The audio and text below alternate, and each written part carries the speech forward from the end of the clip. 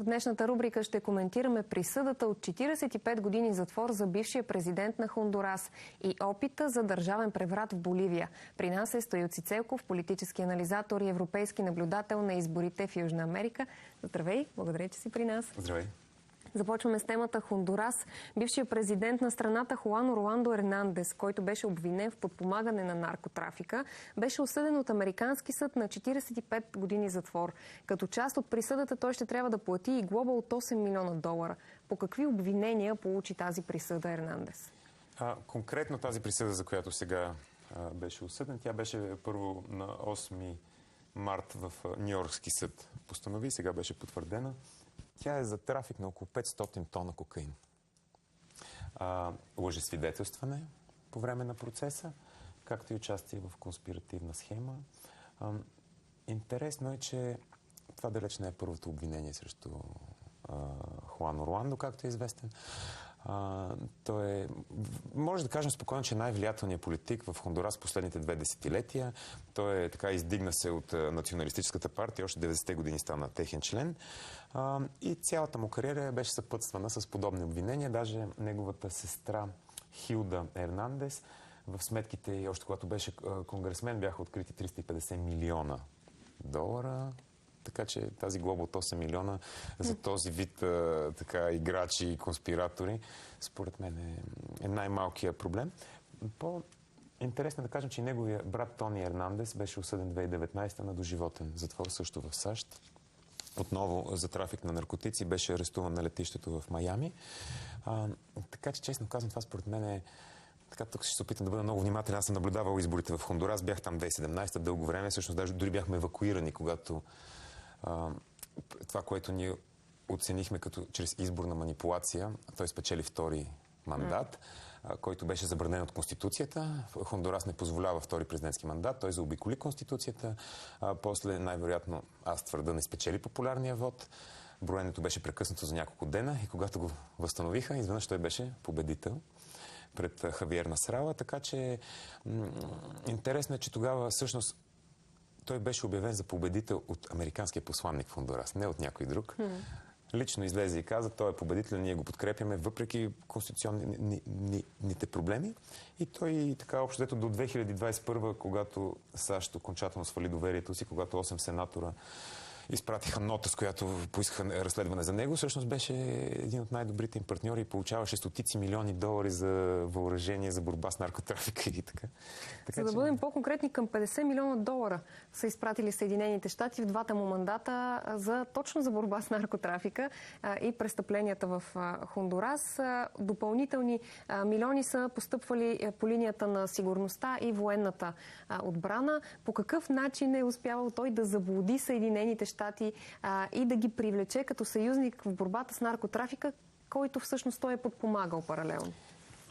Наистина, трябва да съм много внимателен с тези неща. Трудно ми е да кажа, но вижте, аз няма да правя заключение, не съм разследващ журналист, но пък съм човек, който е живял и в Хондурас, и в Никарагуа, това е държавата на юг. С очите си човек може да види трафика. Няма как 500 тона високо рисково вещество да влезе в една държава без някакъв вътрешен човек.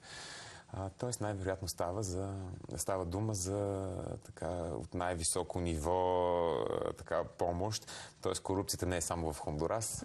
Тя така може информирано така, да предположиме на базата на предишни разследвания, че със сигурност има и американско участие от американска страна. Така че предстои да видим как ще се развие този случай. По-интересно е, че по времето на процеса, всъщност, процесът срещу брат му беше най-показателен.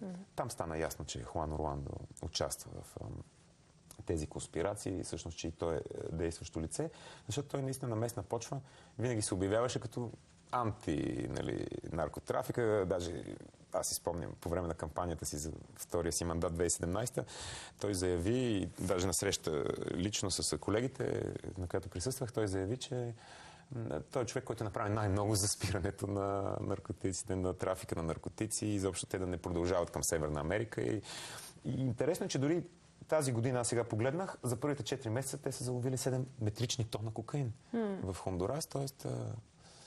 това не спира. В тези два негови мандата от 2014 до 2022 година, как изглежда възхода и падението на Ернандес? Какви са ключовите моменти? Винаги обвързан с много корупция. Винаги така, да, за първ път беше избран 2014, после беше преизбран 2017. На хондурасците им писна от него и си избраха това, което ние обсъждахме тук, първата дама, президент, която всъщност е от местен произход. Общо взето, ако дори само видите неговата кампания, ако видите неговите политически съобщения, ще видите, че това е една много стриктна структура. Тази партия, от която той излиза, Национал, така те бяха най-трудни общо взето за достъп. Докато всички други партии говорят много открито, те отказваха срещи, така имаха една много стриктна структура, беше трудно да отидеш на техни събрания. Нали, говоря като човек от първа ръка, който работи там и съм бил на няколко негови митинга, бяха свързани с много пари. Очевидно много пари, докато другите така лидери, то най-големите, най-известни, неговия опонент, срещу който той спечели, и то според мен е чрез манипулация, така смятат и Организацията на американските наблюдатели, ОАЕ, която наблюдава изборите, има много критичен доклад за 2017. Европейската комисия има много критичен доклад, в който участвам в 2017. Така че моето мнение е, че той имаше, дори, нали, ако не спекулирам откъде са дошли тези пари, със сигурност имаше огромно преимущество, като възможност, като материали, като мащаб на своите събития. Те бяха просто феноменални, като огромни рок-концерти, дори в най-малките градове, повтарящи се с изключително медийно присъствие, докато неговия опонент разчиташе на това, че коментатор, футболен коментатор. И всъщност много добре се получи за него, че 2017 няколко дена преди изборите беше матчът Хондурас-Австралия за някаква квалификация, така че той там много така си повдигна своята популярност, този футболен коментатор, и общо взето според мен спечели популярния вод. Така че някакси в тези държави хората са твърде свикнали, че елита има някакви свои така тъмни договорки, и по това, което сега разбираме, то общо взето е бил владял цялата държава. Дори в това дело става ясно, че лидери на криминални картели директно са давали нареждания на митници, на служби в Хондурас, така че той ефективно превърна Хондурас в една наркодържава. По-интересно от делото е обаче, че този известен мексикански най-големия сега наркотрафикант, след Ескобар, известния, забравих му името, но известен като Ел Чапо, има връзки, че той също е превел над $1 милион за кампанията на Ернандес на последните избори. Има ли шанс в такава криминална среда в част от държавите в Латинска Америка изобщо да бъде избран политик, който да не бъде зависим от престъпните среди? Защото ако обърнеш гръб на престъпността и започнеш да се бориш с нея, го правиш срещу собствената си сигурност, сигурността на собственото ти семейство. Къде е изхода от тази негативна спирала? Много е чувствително и действително тези хора, той освен за наркотрафика, обвинени за няколко поръчкови убийства. Неговия брат също, Тони Ернандес. Действително е много тежко. Политическото насилие в Хондурас е ежедневие. Изобщо насилието в Хондурас. Те доскоро бяха държавата с най-много убийства. Град Сан Педро Сула, това е в северната част на Хондурас. На 10 060 бяха загинали от огнестрелни рани. Само да сравня, в Хондурас са 7-8. В Афганистан и в Ирак по време на войните бяха 7-8 на 10 000 загинали от огнестрелно оръжие. В Хондурас са 60 на 10 000. Те сега вече падат. За съжаление, Мексико се качва. Това е тема на друг разговор. Но да, в момента и тази президентка Шимена, забравих името, която избраха последния президент. Така, аз мисля, че тя не е свързана с организираната престъпност, но пък и това се отразява и на възможността и тя да влияе върху процесите, защото престъпността е много силна. Това е държава в държавата, която реално е най-големия работодател.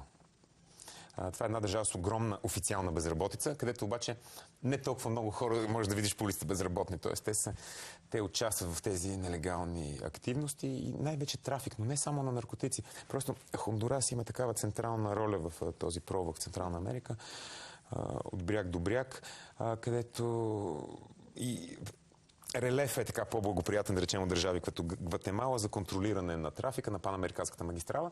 И общо взето наивно е да предположим, че нещо, което преминава оттам, става без знанието на властите. Предстои да видим как ще се развие процеса. Вероятно ще се обжалва, разбира се, това решение и до каква ефективна присъда в крайна сметка ще се стигне. Сега поглеждаме към следващата много актуална тема от Латинска Америка. Тази седмица военни под ръководството на генерал Хуан Хосе Сонига се опитаха да осъществят държавен преврат в Боливия, който се оказа неуспешен. В сряда след обед местно време войници под командването на този генерал окупираха централния площад пред президентския дворец и пробиха с бронирана машина металната врата, след което нахлуха в двореца. Малко след демонстрацията обаче генерал беше арестуван, военните се разпръснаха. Каква беше целта изобщо на този опит за преврат? Първо предстои да разберем. Най-вече боливийският народ заслужава този отговор. Какво се случи? Не знаем. Все повече прилича на някакъв вид инсценировка, театър, защото се оказа, че няма никакъв популярна подкрепа за това действие. И това навежда много анализатори на мисълта, че това беше един ход на сегашния президент Арсе, който губи популярност, не е особено популярен, макар че беше избран така с сериозна подкрепа. Има оплаквания срещу него и сега проблемът е дали това беше да се консолидира едно обществено мнение в подкрепа на демокрацията, което успя да постигне. Дали това беше вътрешно партийно, защото неговия голям конкурент е бившия президент и така идеологизиран, който изкара 3 мандата, опитва се да изкара и 4-ти. Също спечели 4-ти мандат Ево Моралес, но пак военни го принудиха да отиде в изгнание в Мексико. Така че въпросът е каква цел изпълни този театър, защото за повечето хора отстрани се вижда, че това беше една много малка операция и по-скоро за по телевизията. Индикации за това са, че комуникацията на президента никога не беше прекъсната. Нещо, което при тази държава има дълъг опит с преврати. Да. И се знае как се правят, как се откъсват телевизионни предавания, как се блокира. По-скоро това беше едно нещо за пред камерите, защото то беше наистина добре излъчено. А и имаме кадри, на които генералът Сонига и президент Арсе разговарят на висок тон в коридорите на президентство, след като той проби вратата с една бронирана машина. Те разговарят, президента му казва да се успокои. Общо има един диалог. Между тях ние никой не разбрахме самите намерения. Генерала никога така не успя да обясни. Той каза, се опитам да реструктурирам демокрацията, без точно да обясни как. Говори на такива общи приказки за елита, който съсипва, мародерства гражданите, но не посочи кой. Даже първоначално каза, че аз за сега смятам, че президентът е добър. Тоест, той не беше против него, много не стана ясно и много е любопитно това, което се случи. Минути преди да бъде арестуван пред микрофони на журналисти, той каза, президента ме накара да направя тази инсценировка.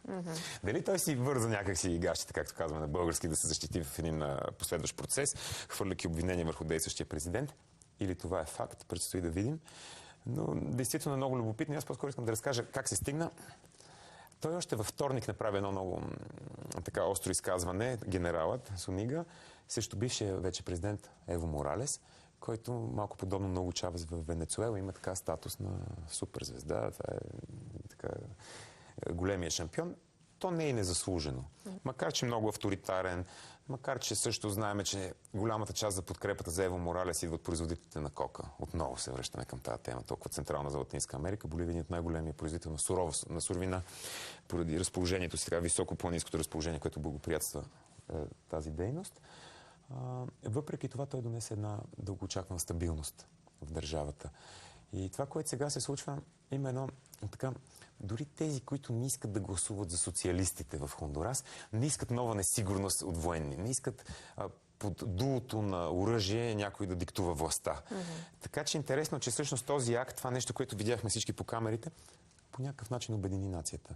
Имаше моментално спонтанни протести от всички политически партии, включително Ево Моралес така, подкрепи тези протести за защита на демокрацията, президента, бивши президенти, цялата международна общност, очаквано Венецуела и Колумбия се включиха, но по-интересно, че се включиха и десни президенти, като Сантьяго Пени от Парагвай. Вашингтон така изрази така, подкрепа за президента. Така че... 2025-та са следващите президентски избори. Моралес и Арсе са от една и съща политическа фракция. По какъв начин ще се развие сега единоборството между двамата, за да се стигне до следващите избори? Кой ще бъде водещия кандидат и евентуално следващ президент? Според Конституцията само Арси има право да се кандидатира и всъщност в този ред на мисли беше изказването, заради което генерала, който предизвика този опит за преврат, пак оздравим да Сунига, той, всъщност неговото изказване във вторник беше точно в тази мисъл. Той каза, ако Моралес се опита да се кандидатира отново за избори, аз ще го арестувам. Това принуди президента да го отстрани от власт, така че той в сряда, когато се опита да организира този преврат, вече не е бил генерал, ефективно. Вече имало нов назначен главнокомандващ, това стана ясно чак след тези събития. Така че наистина много неизвестни има. Много неизвестни има, ако президента действително още във вторник е свалил своето доверие, как този човек успява да командва армията. Също е интересно, че когато президента излезе пред камерите, които отново казвам не бяха спрени, той каза, този човек не е вече президент и без никаква... Не е вече генерал, да, не е главнокомандващ. От 22-а беше главнокомандващ на армията. Благодаря. Той каза, той вече не е главнокомандващ на армията, има нови избрани и войниците съвсем мирно си тръгнаха и той беше арестуван от полицията. Всъщност, така че той нямаше подкрепа от армията. Да, т.е. войниците са следвали в крайна сметка нареждането на президента при смяната на генерали. В момента, в който те разбраха, че има промяна в йерархията, те абсолютно мирно, няколко стотин човека бяха на този площад Морио в Ла-Пас. Те съвсем мирно си отидоха, подчиниха се. И този човек генерал остана сам да бъде арестуван от полицията. Така че, действително, остава едно впечатление, че не всичко ни е казано. Интересно е какви са проблемите пред Боливия, с които сега среща. Това са цената на живота се увеличава изключително много. Хранителните продукти, енергията и телекомуникациите вече стават лукс за много местни хора. Нещо, с което те нямаха проблем преди. Държавата имаше така силна на политика да субсидира, да помага, особено комуникации. Там, да не им казвам, те са търговски фирми, но даже някои оператори, те предлагаха и безплатна услуга за населението, т.е. да може да... някаква минимална комуникация с текстови съобщения или с друга, т.е.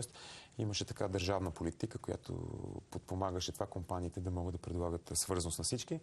Това изглежда се променя и другия сериозен дефицит е този на долари, на международна валута.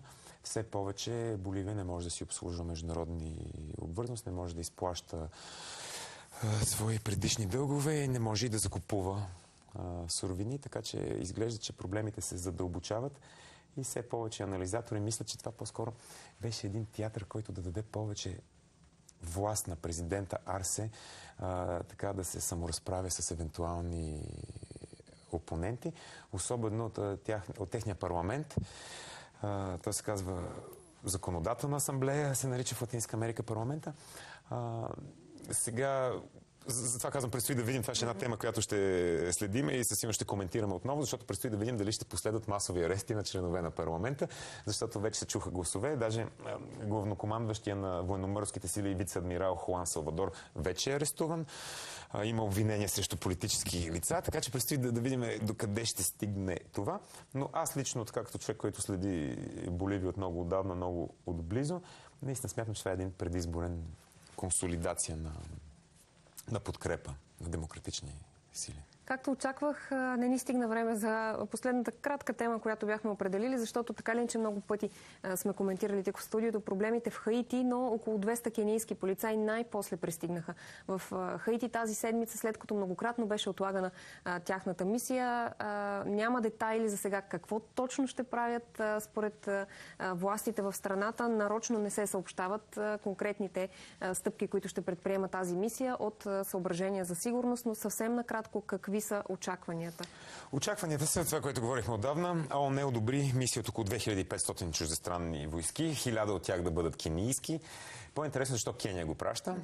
Съвсем не е тайна, който следи международните отношения. Знае, че всъщност президента на Кения Уилям Руто съвсем скоро беше във Вашингтон и той ясно си заяви, че би искал Кения да има по-сериозна международна роля в сигурността в региона на Африка, а с помощта на САЩ, разбира се, не могат сами да се въоръжат, така че той и преди беше, но сега се затвърди като един от най-големите съюзници на САЩ извън НАТО.